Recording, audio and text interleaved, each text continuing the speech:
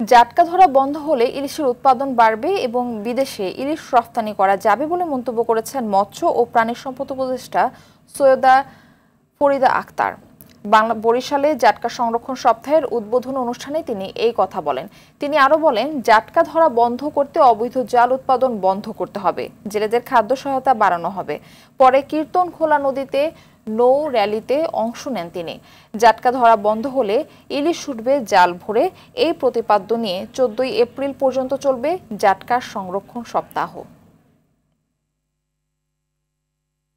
বাড়াবার জন্য আপনারা নিজেরাই জাটকা রক্ষা করে ইলিশ হতে দেওয়ার জন্য এখন জাল মাছ ধরা থেকে বিরত থাকবেন, এটা নিজেরা করবেন এবং অন্যকেও করতে দেবেন না। কোনো পুলিশ লাগবে না, কোনো নৌবাহিনী লাগবে না।